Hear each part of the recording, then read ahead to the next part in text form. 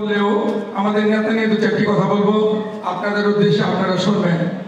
আমাদের মোতালেব হোসেন রতন ভাই কফিউদ্দিন আহমেদ এই অঞ্চলে গেছে।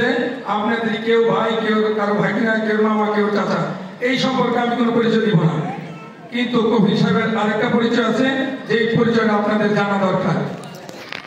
আজকে এখানে আপনারা যারা আছেন, আমার মনে হয় মাঠ ধইরা চলে যাওয়ার কথা ছিল রাস্তা তৈরি, কিন্তু যায় নাই, কারণ কফি সাহেবরা আপনারা সঠিকভাবে চিনেন না।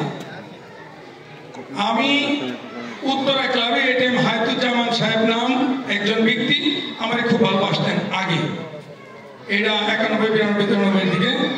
তখন আমার মনে হয়েছিল যে এই এটিএম হায়াতুজ্জামান খানের মতো লোকেরাই এদেশের রাজা।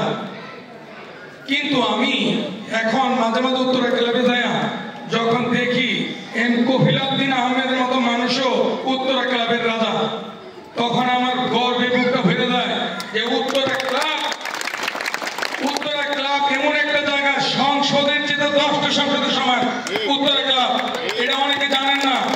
উত্তরা ক্লাবে 300 সংসদ সদস্য, একটা সংসদে উত্তরা ক্লাবে 3000 সংসদ সদস্য। সারা বাংলাদেশের ক্লাব, সেই ক্লাবের রাজত্ব করে কফিলউদ্দিন আহমেদ, আপনাদেরই সন্তান, আপনাদেরই ভাই। আপনারা তা জানেন না, সেই মূল্যায়ন আপনারা করতে পারেন না। আপনারা একটা কথা মনে রাখবেন, বিগত 17 বছরে এই রাস্তায় এক কোলা মাটি আলাইতে পারেন না কেউ।